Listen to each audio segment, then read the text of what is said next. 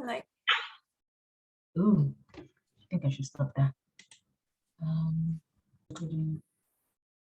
Okay, cool. Right. So, good morning, everyone. Thank you for joining in and welcome to the first edition of TechUp Africa's Tech Dev Talks. My name is Gigi. I'm the program manager of TechUp Africa, and I'm delighted that you could join us.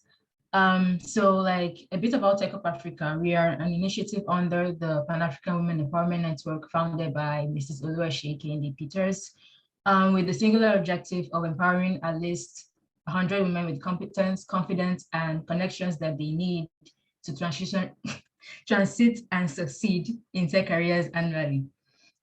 Okay, so the project actually like runs in 4 phases, with beginning with our Women in Tech conference, which we had in March.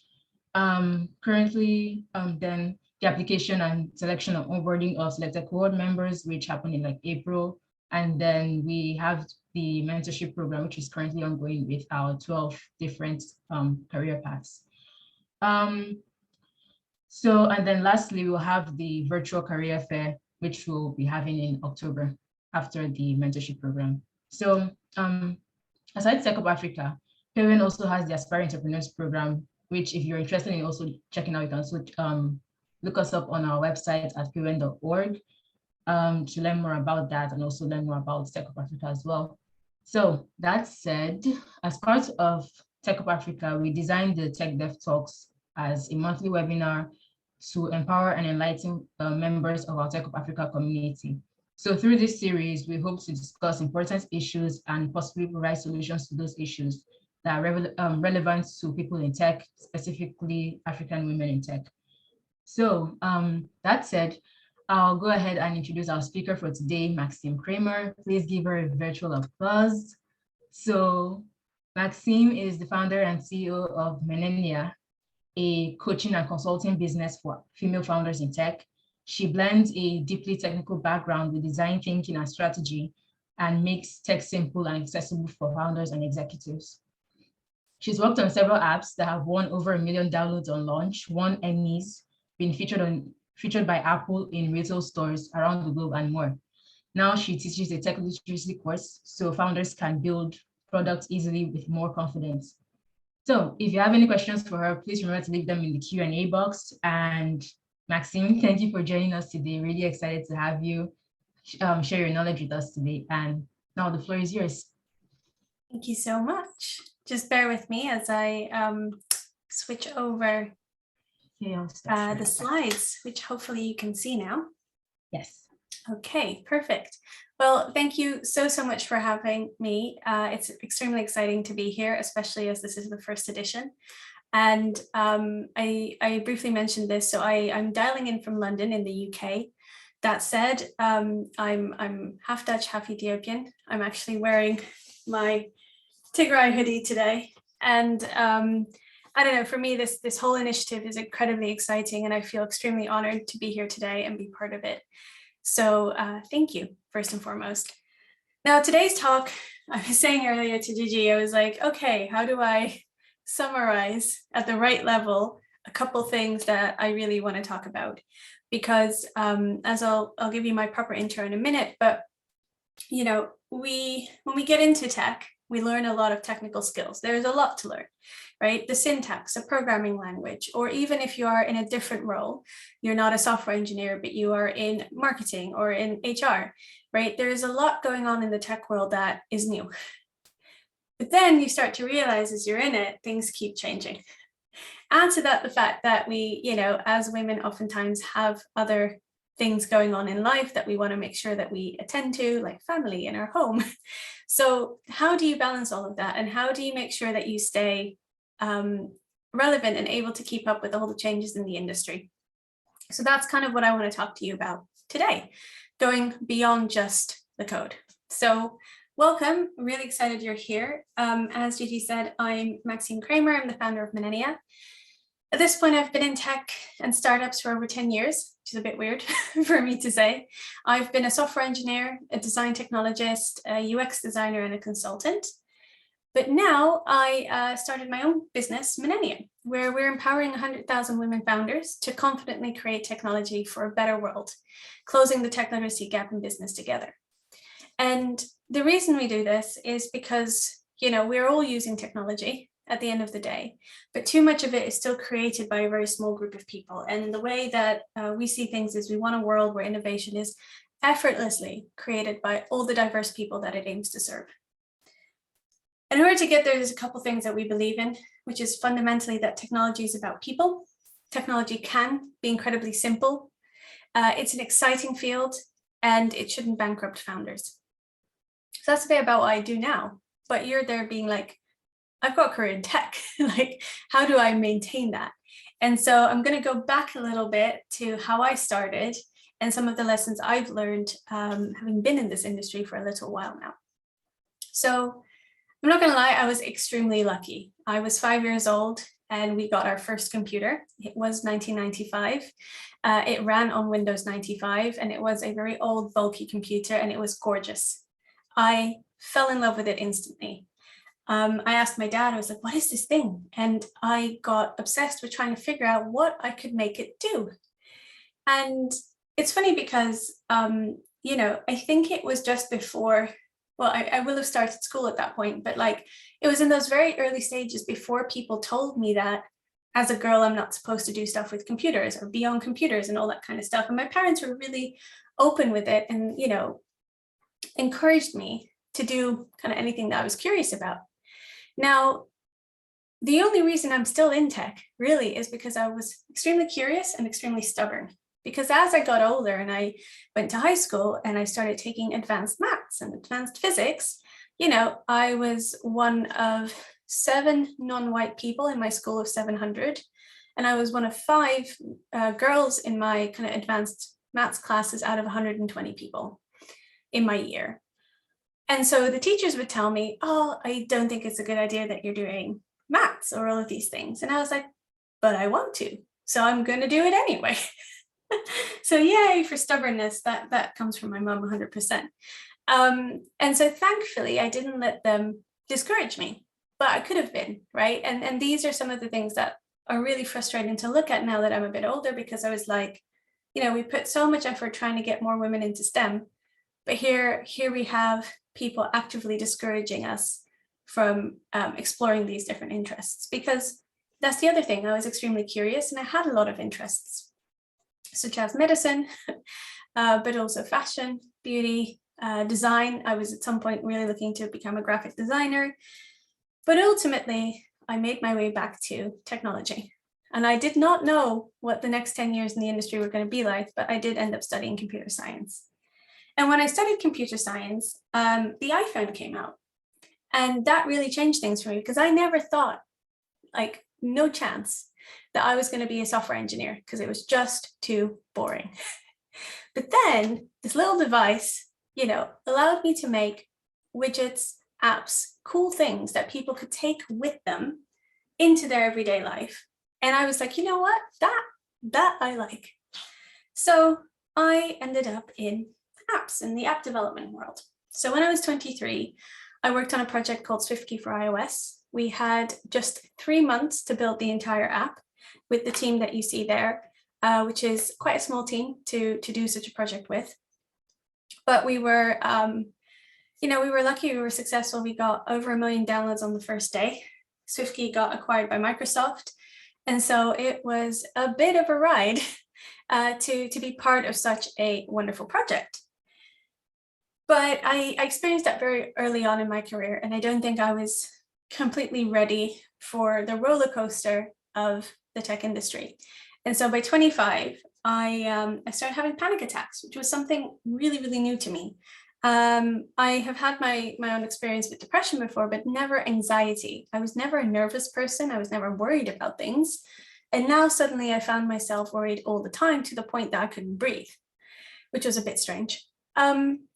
And so as I went through all of that, eventually they said, you know what, you're a bit burnt out, just like take a break from work, which again, I'm very fortunate I was able to do, but also I found myself thinking that shouldn't really happen when I'm 25. Like, that is a very, very strange thing. So after that, I joined another organization, which came with its own set of challenges. There was a lot of change, which is something I'll talk about. But at the same time, I had a very very kind team that really modeled how to put life first in a way, kind of before your career. And so those are some of the lessons I want to share with you today as well. Because at this stage, I'm 31. And what I've realized is I found my way of working, my way of learning, my way of problem solving, and still retaining ambition and wanting to do big things in this industry that's extremely exciting, yet not letting the roller coaster and demanding side of the industry get to me. And so that's a little bit what I want to talk about today. So what can you expect as you're going into this industry? Well, I tried to research kind of what they say officially, and I couldn't find a lot there. But what I've seen anecdotally and between my colleagues in the industry and kind of what I've experienced is that you can expect minor changes every 2 years. So that could be change in direction at the company that you're working at. You might change your role. There are updates or significant updates in the programming language that you work with, or the framework that you work with, or the kind of industry that you work within. And that's okay. We can handle those. You're likely to experience a significant change every 5 years, such that you have to actively really semi-retrain what you're doing, right? So you might change platform completely. You might change kind of programming language completely in a way that you kind of almost, it will probably feel like you have to take a step back before you go completely forward. You don't completely go back to zero because you've learned so much and there are so many skills that you bring to the table, which I'll get into in a minute, but it's significant enough of a change that you're going to feel it. And then the industry typically has a big shift about every 10 years. 12 years ago, mobile was a big movement. And now we're seeing a lot of new technologies on the scene. And so how that's going to impact you depends on a few more factors as well. So if you work for a small, nimble startup style company, right, chances are you're going to have to pick up things very quickly and go along with it. At the same time, if you are in a larger established company, they tend to keep doing things the way that they were doing things for a little bit longer.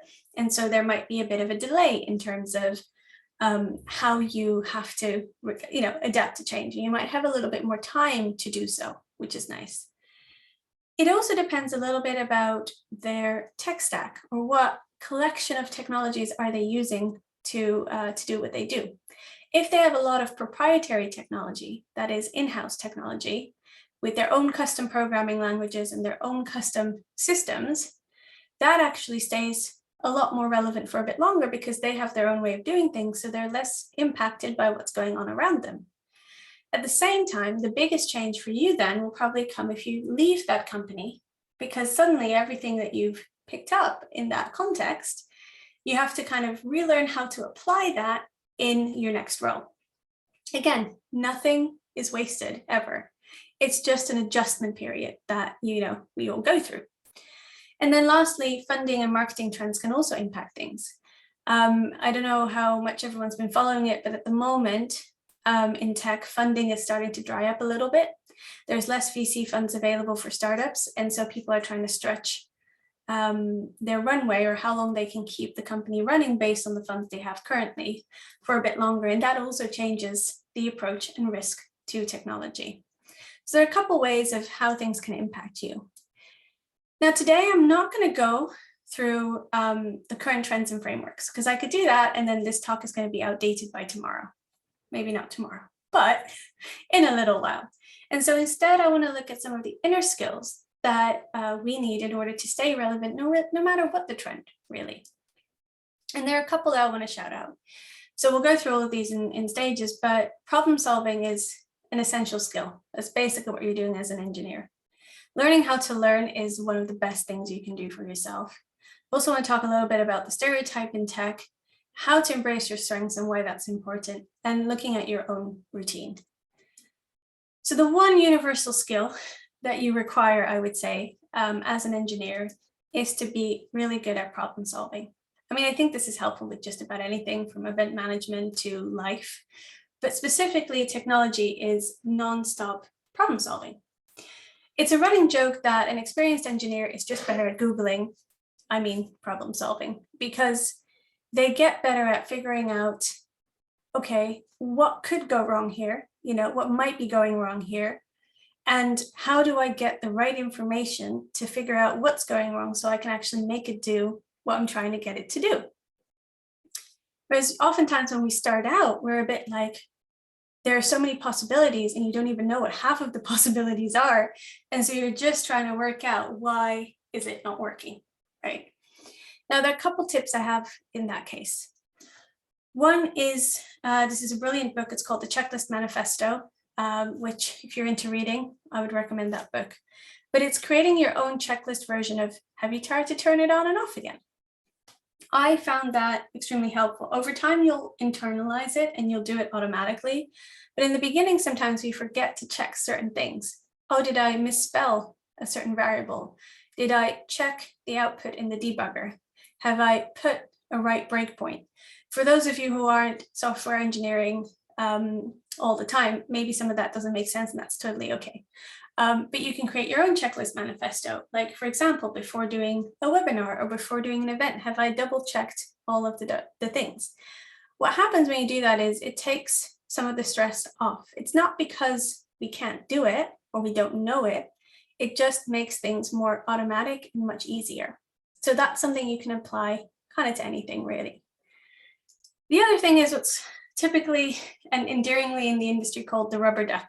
So for this, you have to imagine the cartoon where, you know, someone sits in the bath and they have a little yellow rubber duck and they start talking to the duck as if it's another person. Of course, they're really just talking to themselves. And so this whole process of talking to your colleagues to figure out your problems has been basically called the rubber duck. And I'm sure some people can relate to this. You know how when you're stuck on something, whether that's homework or anything, and then you've been staring at the problem for an hour, and then you think, you know what, I'm really just done now. I'm going to ask someone.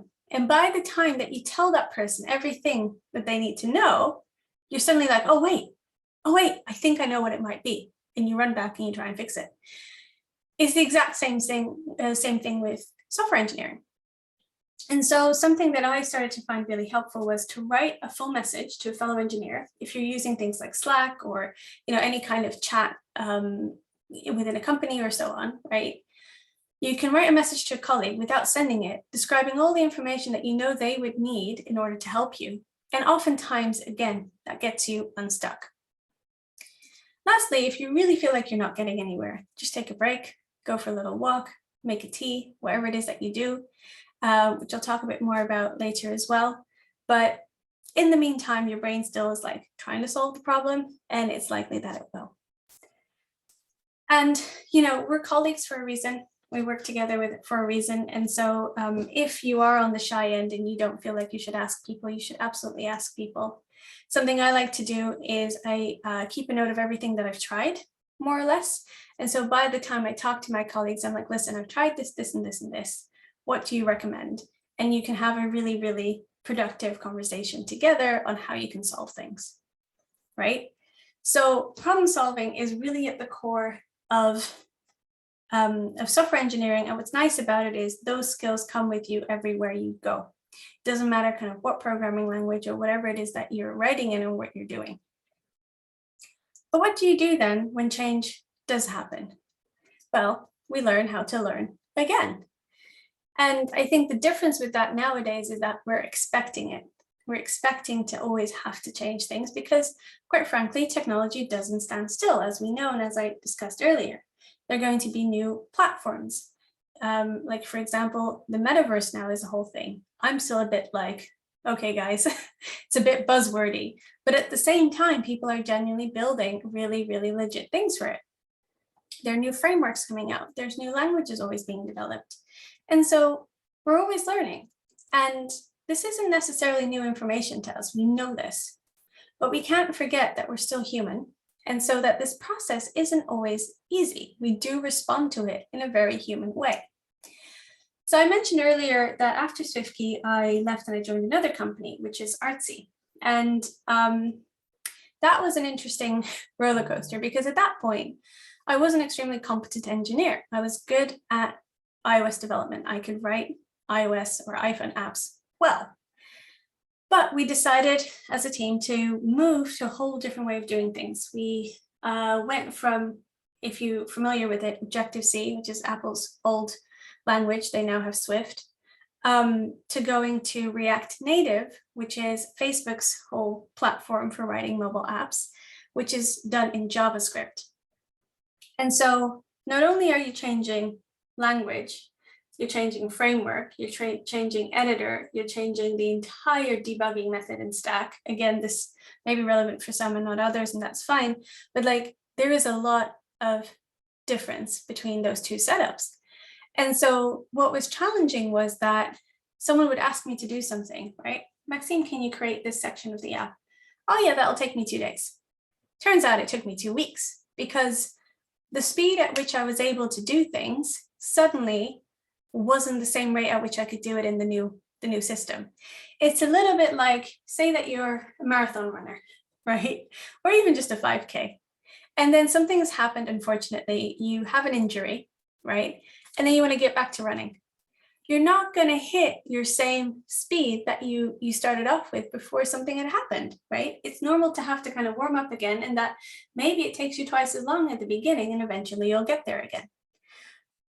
But I almost refused to accept that. I was like, what am I doing wrong? And really, I wasn't doing anything wrong. It's just part of the process. And so through that, I learned so much, not only the actual technologies, but also how we go through change. And I was able to help my manager guide the full team through change, because he as well had actually never managed a change like that before. And so he had his own whole approach of, well, change is instant, which we'll look at in a second, because it's not quite like that. So what can you do? I think firstly, we want to be aware of how we respond to change. This is a model designed by Kubler-Ross. It's very similar as well, actually, to grief. And we tend to go through, ooh, something happened in Zoom. I'm just checking. Can everyone still see everything okay? Yes. Yes, cool. you can. Perfect. Sorry, Zoom just had a pop-up of participants can now see your application. I was like, I really hope you were able to see all my slides up until now. Perfect. So Kubler-Ross kind of modeled this wave of change out. And as you can see, it's similar to the stages of grief. And what's interesting is we all kind of experience that. So even when you're excited about change, right, there is a point in time where it's challenging because everything is different. This is also what happens and why people say you have to get out of your comfort zone, but why it is such a challenge, because it's not comfortable outside of our comfort zone. We don't really like change because, typically speaking, traditionally change signals danger. And so it's not a surprise that this is kind of what we go through. John Fisher actually modeled the same curve based on the previous one, but actually added a lot of elements around organizational and personal development change. It's a bit of a crowded graphic, but it's interesting because you can see how people kind of fall off the bandwagon as change happens. So for example, some people, as change happens, stay in the denial phase. They're like, you know what? Don't care, don't want to do it, don't have anything to do with it. Other people get angry. They get extremely frustrated and they say, you know what? I don't want to do this, or even if they do, they'll just get very fixated on trying to make it work and kind of drive themselves in the ground that way. Some people just exit. They're like, you know what? Never mind. I don't care about this. I don't want to do this. But really, if you can make yourself go through the whole curve, at that point, you will have accepted and you're able to move forward in a very, very easeful way, if you will. Now, what do you take from this? Really, it's the difference between change and transition. So we can't expect ourselves to be ready instantly as change happens. Change happens instantly, but transition takes time. And so a good team and a good company will help you bridge that change so we can do so gracefully. But at the same time, right, knowing that that's what we go through is a, how do I phrase this?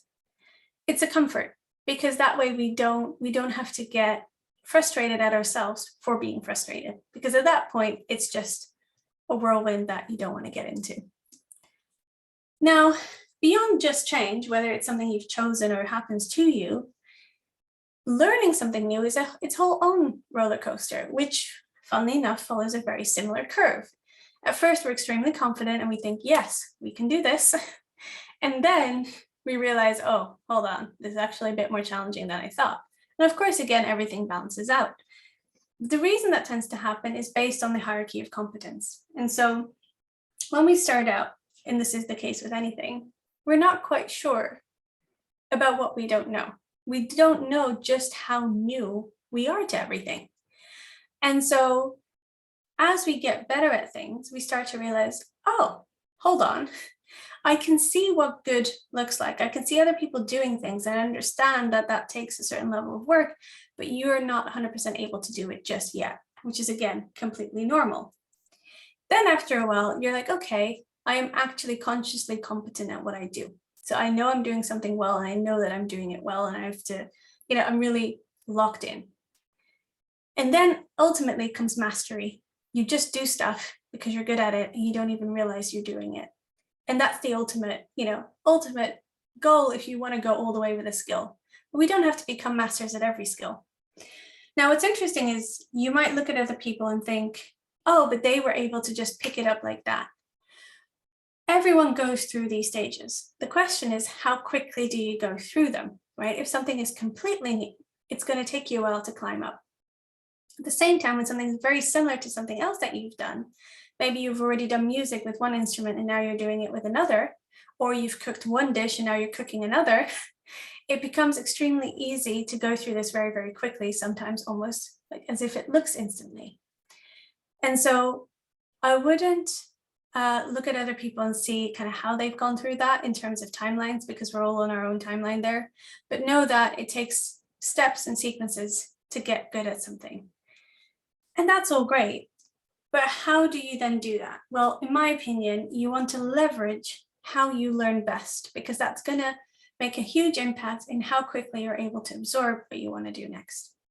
So a couple learning styles, depending on which theory you look at, there are 3, 4, 9, 12 different learning styles. I've put a couple here, which in English means some people learn better through trial and error. You have to do something in order to see kind of what the outcome is and how it happens. And then you're like, great, now I understand and know. Other people are able to pick things up by reading books like that, right? Others need to kind of talk it through with someone else. I fall in that category. So when someone teaches me something, I have to say, okay, well, this is how I understood it in my mind, and this is the mental model I have. Is that correct? Other people like to draw things or create a diagram, and some people remember and learn best by stories. And so whichever way, right, is your way, knowing that is an immense power and asset, because then every time you have to learn something new, you can apply that and you can get through that hierarchy very, very quickly. Now, lastly, this is something this is a very personal slide in the sense that it's something I think is incredibly important, which is finding a bridge between what you know and that which is new. And this is kind of the fundamentals around what I teach in tech literacy, because typically speaking, right, we know so much inherently about the world, about people, about the way things are in life. And there's so many models that we already have available to us. So if we can map what we learn to existing concepts, it allows us to pick those things up so much quicker, which is why I love metaphors and think they are an extremely effective way of learning. And so work with people to find the bridge between what you already know and what you're looking to learn. Now, obviously, as with anything, the more often you do this, the easier it gets, because learning how to learn is just another learning thing. And as we've seen, you can get, better and better and better at it over time. But know that the ups and downs that come with it are completely normal and are completely expected. Say that you've done all that, and then overwhelm sets in. You're like, there is so much going on. Well, one thing I would really advise is to take a look at how you feel about the stereotype, because that could be one of the issues. I get this comment all the time. Oh, you don't look like a software engineer. And I think sometimes people think it's a compliment, because they're like, oh, you were too nice or whatever, to look like a software engineer, which I think is really just more of an insult in general. And, I think Hollywood hasn't done us a favor in that regard because, in a lot of TV shows and programs, the IT person is still a bit of a nerdy person, and we don't necessarily, look like that or are that. When I talk to people who are new to tech or trying to get into tech, there's a lot of false beliefs that we have to unpack. Like, oh, but I wasn't a geeky person, so I can't possibly be in tech or be good at tech. I need to be really good at maths. Tech is really difficult. I'm not an antisocial person, so I'm probably not going to be working in a basement for, my career. There won't be anyone there like me. And the one that breaks my heart the most is, oh, it's too late, which it never is. All of these things aren't true, right? But the issue at the heart of all of it is that there is this unspoken rule about what people in tech are like. And this may or may not reconcile with how we feel about ourselves. So one of the big problems I've seen time and again is that we start adapting ourselves to adopt the identity of someone in tech, which is extremely harmful. So something I started doing is I programmed in the weekends, even though I didn't want to. Right? I would work extra hours to make up for taking too long to fix certain issues. Like when I was talking earlier about, I used to be able to do this in 2 days. Now it's taking me 2 weeks. And so something must be wrong with me. So I'm working overtime to try and make up for it. That's not true, right? And I don't know how relevant this is to everyone in the talks of attending today in the talk, but at least in my organizations, and I've heard this comment sometimes from people as well, where they think, oh, you're just a diversity hire. And so you try and accomplish all these great results because you're trying to prove to people that you're here because of your skill, not necessarily because of your gender or the color of your skin. And so all of these things together are not particularly good for your health. So if you notice yourself doing these things, please stop, because ultimately, this is how you burnt out. And this was part of my challenge, I would say, in the middle of my kind of tech career so far that I really had to get through. So when you feel overwhelmed, take a look and double check if you're actually working more than really realistically you should. Now, what do you do then when you're doubting things? You're like, okay, fine. Trying to, we've got this change happening. I'm learning how to learn, trying not to work too much, but I'm still not sure.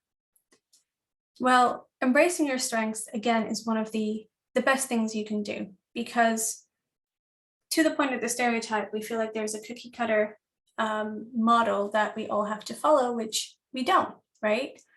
Every skill you have and bring to the table is a business asset.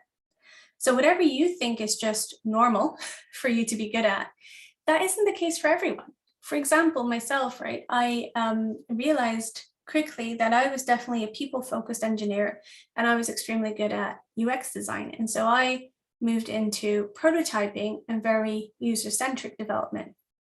Other people are really great at other things. And so over time, learn to work with the flow and not against it.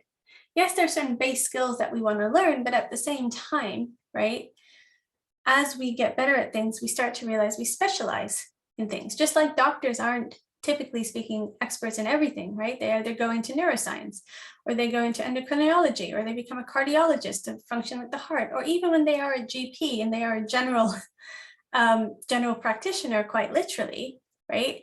When they notice the early signs of a certain issue, for example, your heart, they will then still send you on to a specialist, because it is impossible to be great at everything. So what's your specialty?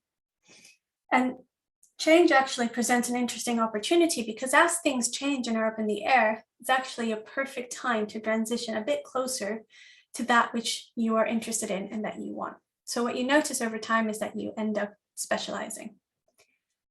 Something else to keep in mind is that over time as well, don't underestimate the social capital that you build in an organization. Social capital meaning who you know, and the fact that you know how things get done in a certain business. Because, we've possibly all been at these meetings where there is a certain manager who in theory is in charge, but we actually all know it's someone else who calls the shots. And that's the person that the manager listens to. Now, knowing those types of things, knowing how to actually get things done in an organization is extremely powerful, because you're then able to do it much quicker than anyone who's new to the organization. So even as things change, and even as you might have to reskill certain technical aspects of your role, whatever your role is, this is still a fundamental asset. And if you are new to an organization, one of the ones that you want to figure out and build up quickly. And then we get to the final bit around, well, how do we balance everything? And we can't adapt to things if we don't know what our routine is. So discovering your routine, I think, is a really great starting point as we then continue to adapt to it. Because at Artsy, I was lucky that I had a manager who set a great example. He had recently had a baby boy, and he spent his mornings with his son. Over time, he would take him to the playground. Over time, he would take him to school. And that was it. He was not available before 12 p.m., noon. And that was possible because he was based in Amsterdam and our company was based in New York. And so that time difference worked really, really well for him. And he would have all of his calls in the evening. He didn't mind working in the evening because his son was sleeping, and that was what was most important to him. Now, I don't have children yet. I hope I will very soon. But I've had other problems. I've had a range of health issues, and my productivity just simply isn't consistent. I'm not bringing the same amount of energy every single day. I am very cyclical. And so I had to work around that. I also have certain pain issues. So the fact that I can work from home and I can have my own way of dealing with pain is very helpful, because I don't have to be in an office all the time. And so one of the beautiful things about the industry, the fact that it is something that most people can do from anywhere, the fact that it is based on infrastructure that means we have meetings and have these kind of conversations, no matter the fact that we're in different areas of the world, it's so incredibly helpful. And that's the beauty of being in tech, and I'm sure has been a reason why a lot of people like you are interested in tech, which is great.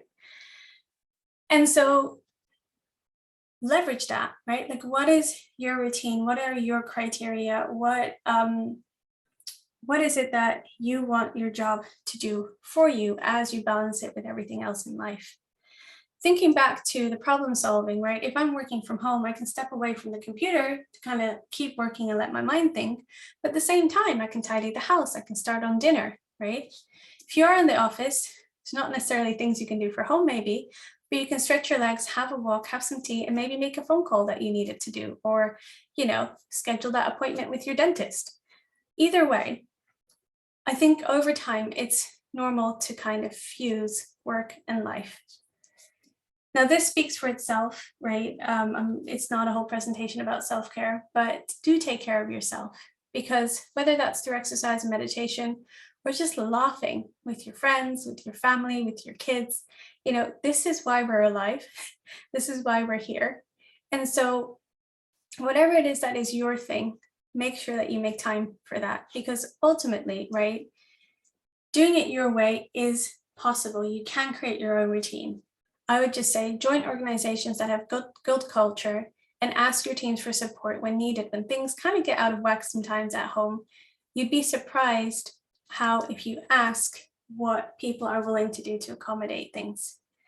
Because something I had to keep in mind, and something I love to share with you today, is that careers are amazing, especially tech careers, in my opinion.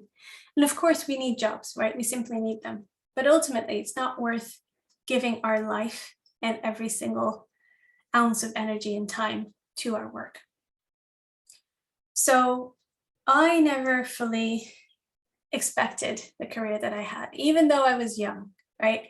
Even though I fell into this career, if you will, from an early age, I didn't anticipate the world being the way it is today, and having the type of career that I've had. I too had to learn kind of the ups and downs and all the emotions and all the things, the whole roller coaster that came with it. But because of that, I've been able to stay really top of mind and in the forefront of the industry, which is such a gift. So I was able to find my way of working, my way of learning, my way of problem solving, to stay in this area and in this industry that I love. Ultimately, tech has given me freedom, flexibility, and wealth. I have friends around the world, and it's just such a gorgeous industry to be part of. And so I'm immensely grateful for that. Now, I hope you enjoy that. We have plenty of time for a Q&A. I'm on LinkedIn if you want to come and say hi. And that's a QR code for my newsletter, but don't feel like you have to. But I would love to hear from you. So any questions that you have, bring it.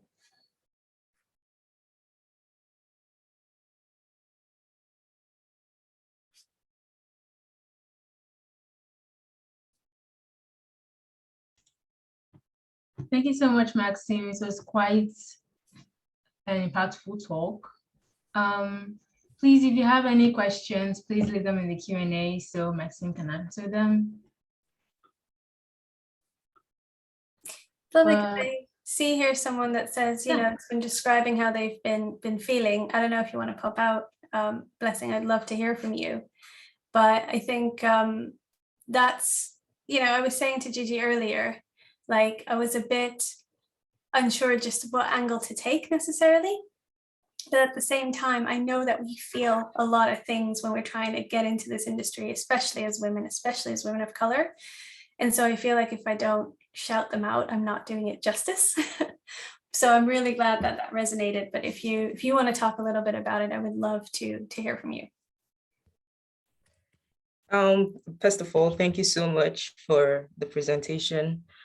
When you talked about that part of change and navigating it, some moments you feel up, and at other times you just feel overwhelmed. At some moment again, you feel like you can handle this, but when you see what you have to go through, like it gets tiring, I guess. And sometimes you feel like you're capable, and at other times you just feel like you don't even know if you have what it takes. That doubt, then just that roller coaster entirely. Like when you were saying I could relate, I was like, oh, so it's not only me. Like I'm not the one with the issue. Yes, I feel like that part was really relatable.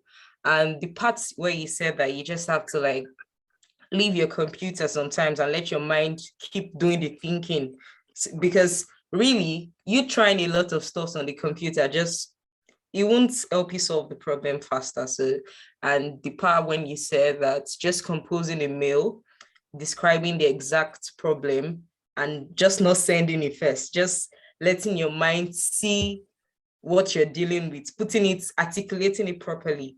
I think those are like some of the few things I'm going to try and incorporate. But I don't know. I think I have a more specific question now. That was just like highlighting the part of the speech that really related to me. But by the way, I'm in university, my penultimate year, and I've been thinking of going into data science. And currently, I have an internship, but my role is not totally data science related. And I've been quite confused if I should start off like directly with a data science job, or I should start off with, because I'm doing electrical engineering in school, because it's quite easier to get a job related to my degree. So I've been thinking if I should start out with an electrical engineering role and just look at how I can incorporate data science into that role so that I can have some points on my CV that shows how I use data science in that role, rather than just projects that I do alone or collaborate with people. So I've been thinking, should I just go straight for a data science role, or I should spend a few beginning years working in electrical roles, incorporating data science? So I don't know if you can provide some clarity on that. That would be nice. Thank you so much. You're very welcome. Yes, I can give you my opinion. It's just an opinion, but 100%.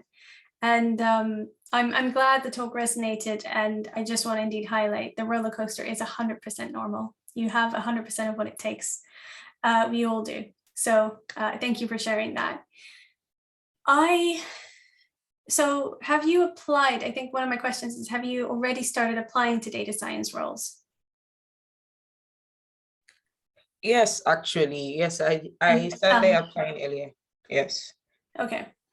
So if you are just simply unable to get a role, I think indeed having, going into electrical engineering and trying to work it into that is completely available. But at the end of the day, sometimes one job is all you need. So if you continue to apply and continue to keep that in the back of your mind of like, hey, data science, I think that's helpful. How to increase your chances, I would say, are a couple ways. One, like you say, work data science into existing projects that you're already working on. So that's great. Two, if there's anything at university or any kind of project that you can do, that's always helpful on the CV. But also it's the community. And so just like we have this talk today, if there are conferences or talks or things around data science and data scientists, that is a really great place to be, because A, that's how you're going to meet the people that are looking for you in your role. B, you have an interesting background from electrical engineering. And like I said, kind of work with your skills, not against them, in the sense that who knows what kind of fusion that might be really valuable for, because it might be that there is an electrical engineering company that's looking for a data scientist. And so they might say, oh, you're actually the perfect person for that because you have a background in that, but actually what we want you to do is this other thing that you love to do. But being in that community helps, because that way, A, you learn a lot, but also B, you know all the people you need to know to move into that industry. Yeah, that actually makes a lot of sense. That actually makes a lot of sense. It helps a lot. Thanks, Maxim. Sure thing. I see some other hands raised. We do have some questions in the Q&A though. I can't see the box. Give me a second. Okay, I can read it out. So Ethel is asking, how do I get myself to really learn about tech? I know I need it for my business. I have tried, but I'm not good at it. So it's really frustrating. Okay, so I'm reading this as tech slightly more generally as part of business. Am I right? I think so. Let me get her. Ethel, please, you can talk if you'd like to. Yes. Okay, so general tech and business. So I think, first of all, I want to say that that is something that I think we in the tech industry have done wrong, such that we have made people feel very afraid of technology, fearful. I think back in the day, we would lose data.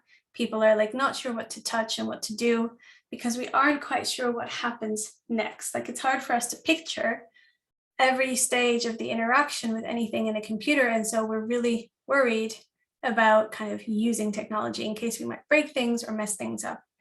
So that's a universal thing, first of all. Secondly, how to learn about tech. Again, it depends a bit on how you learn. Some people would say, right, oh, just start, just do it, right? So if you've got a business, maybe you want a newsletter. So just start using software for that. Or, start building a website on something like Squarespace. But for some people, they want to actually learn by knowing everything first before they try it. So they want to read all the documents. Some people might need to see someone else doing it. So a tutorial of how to use stuff might be helpful. I personally like them.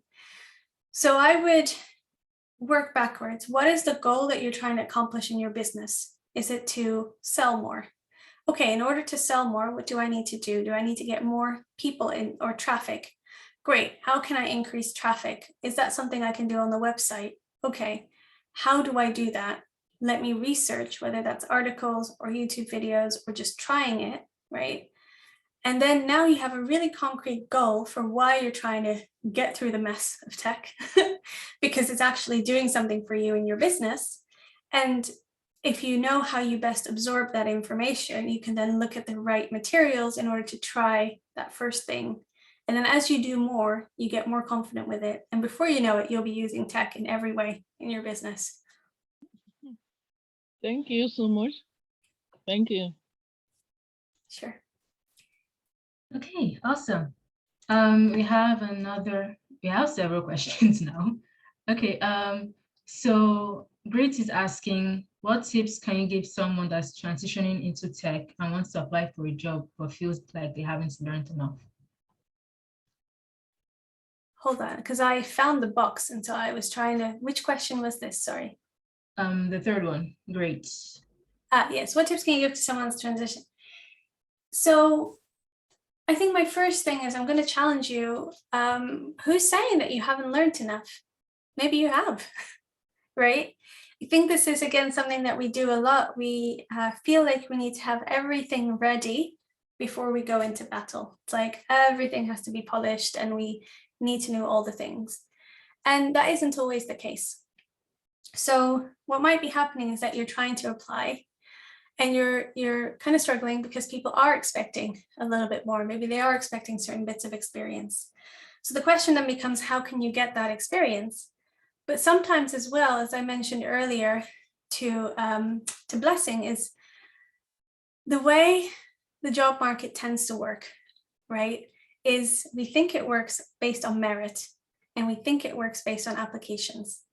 Actually, typically speaking, most roles are filled before the role is even available online as a post. Why? Because someone knows someone else who they think is perfect for the role. So if you can embed yourself, if you're transitioning into tech, become a part of these tech communities, right? I heard you say, Gigi, that there's a job fair or job thing going on in October, right? Yes. If you can get involved in that, fantastic. Because before you know it, A, you learn so much because you pick things up from other people, and B, you start to know the people who are actually employing people. And so it becomes, people are much more willing to give someone a chance when they know them. That's like just the psychology. We want to be completely neutral, but typically speaking, people can't be. And so if they know you and they know that you're someone who works hard, who's brought a lot of previous skills to the table, they are more likely to say, you know what, yeah, come and do this project, come and do this internship, or let's just give you this role. So I would say embed yourself in there and try and let go of that feeling of, I've not learned enough. It's 100% normal, but don't let it stop you. There's actually a book, I'll end on that. There's a book called Feel the Fear and Do It Anyway. You don't even have to read the whole book, just keep that in mind.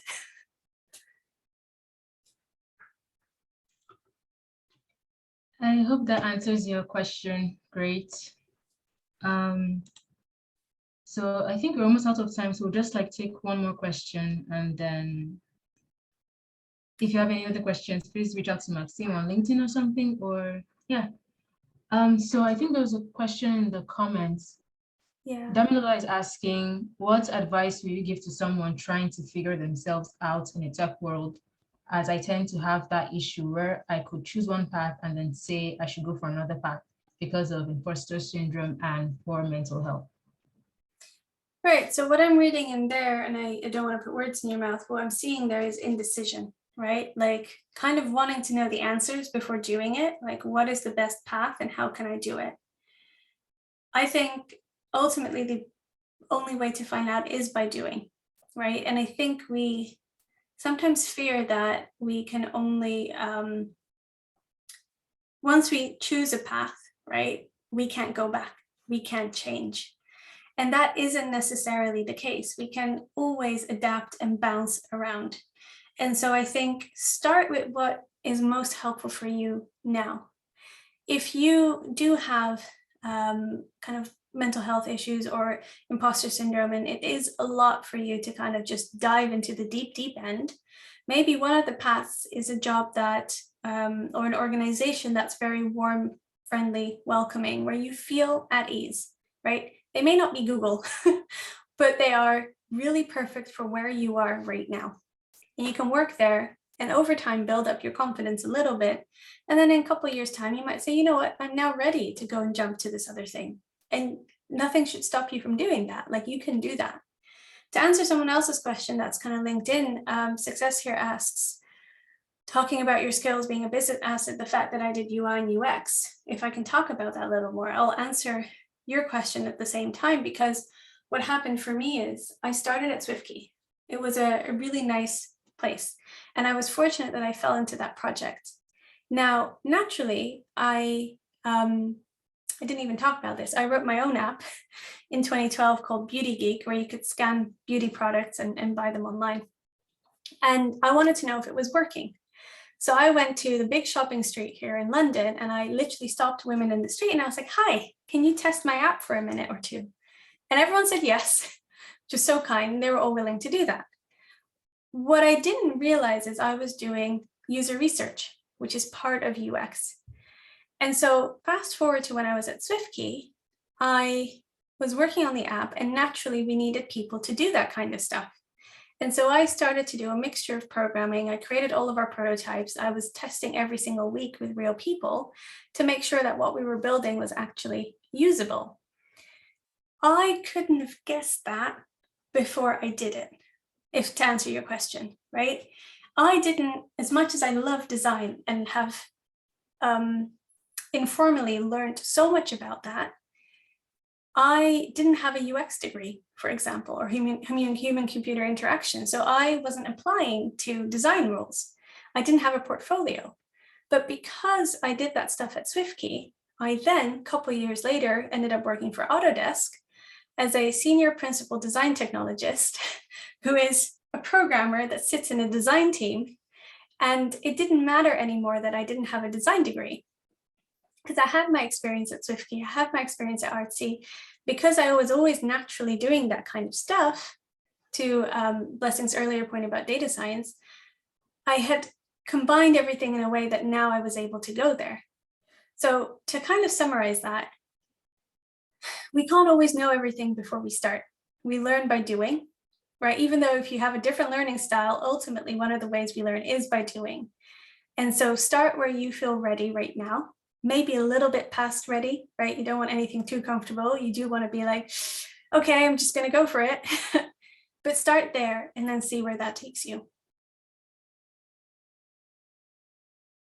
Yes, take it bit by bit, someone says in the chat as well.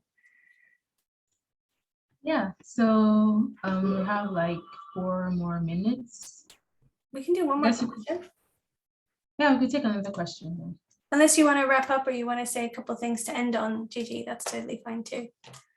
Well, to wrap up, I think like it's been an awesome experience, like learning so much, especially I love that you mentioned rubber ducking, because that's something I've been doing a lot recently, like coding and then explaining to someone else like the bug and then figuring it out on my own, even without the help of a friend. So I really enjoyed the session.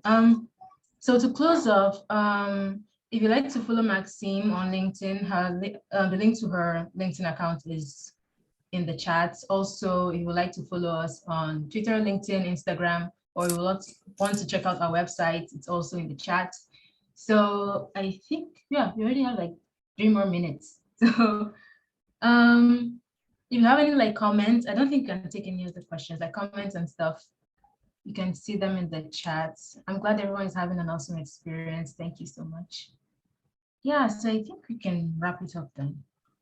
Perfect. Yeah, you made it in time. Awesome. So thank you so much, Maxim. It was a pleasure meeting you. Thank you so much for doing this and like meeting all of us and sharing your knowledge with us. Thank you so much.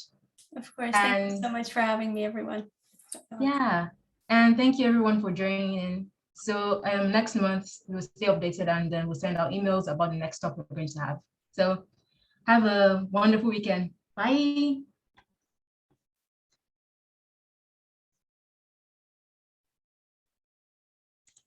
I'm going to stop recording now.